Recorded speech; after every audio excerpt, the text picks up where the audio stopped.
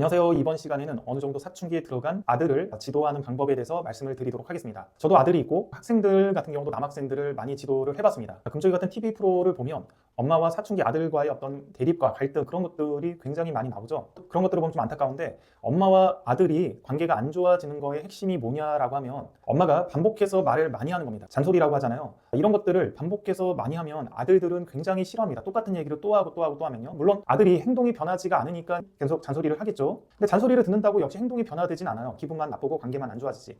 엄마가 반복적으로 똑같은 말을 잔소리로 하는 것들은 좋지가 않다.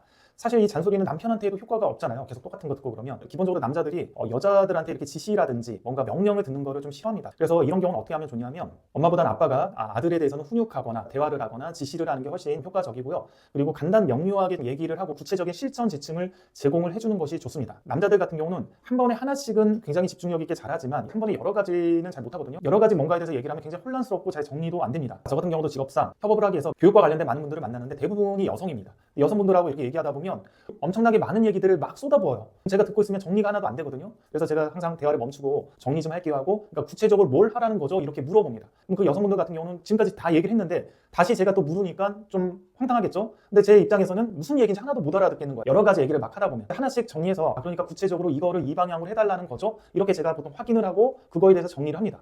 남자들의 몸에 있는 유전자가 사냥을 할 때 사냥에 집중하기 위해서 한 번에 한 가지만 잘할 수 있게끔 그렇게 진화가 됐다라고 하더라고요. 그래서 한 번에 두 가지, 세 가지의 명령이 떨어지거나 복잡한 게 떨어지면 혼란을 느끼고 잘 못 알아듣습니다. 아들들도 마찬가지예요. 많은 얘기들을 해봤자 소용이 없어요. 머릿속에 잘 전달도 안 되고. 그래서 간단 명료하게 무엇이 부족하니까 이것을 해라라고 구체적인 행동 지침을 전달을 해주는 게 좋습니다. 예를 들면 제 아들 같은 경우가 시험을 봤더니 다른 과목에 비해서 국어랑 사회 부분이 많이 부족하더라고요. 그러면 그 부분에 대해서 국어랑 사회랑 관련해서 너가 부족하다고 잔소리를 하는 게 아니라 간단 명료하게 국어하고 사회가 좀 부족한 것 같은데 너도 그렇게 생각하지 않니? 그럼 본인도 이제 그렇게 생각하겠죠. 그러면 다음 시험에는 국어와 사회를 올리는 것이 좋지 않을까? 제가 이렇게 물어보니까 본인도 올리고 싶다라고 하더라고요.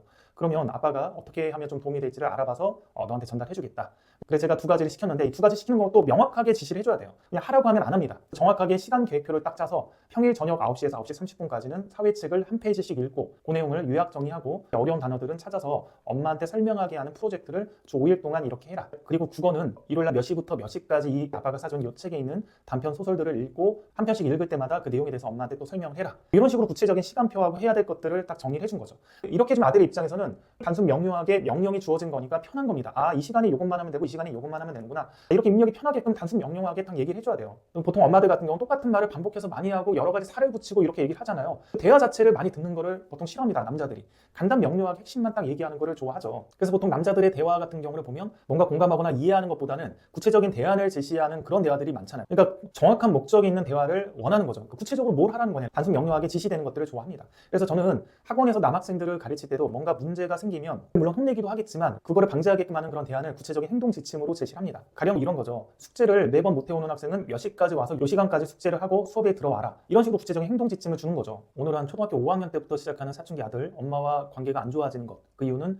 엄마의 잔소리, 반복적인 말, 감정이 실린 여러 가지 대화 이런 것들이 작용을 하기 때문에 그런 식의 대화보다는 단순 명료하게 핵심적인 행동 지침들을 줘라. 그리고 가급적이면 이런 것들은 엄마보다는 아빠가 하면 좀 더 좋다. 왜냐하면 남자들 사이에서는 서열 관계들이 있기 때문에 아버지에 대한 수컷으로서의 인정이 있는 상태라서 아버지가 이렇게 지시하는 것들에 대해서는 좀 쉽게 받아들이는 경향이 있습니다. 여기까지 하겠습니다.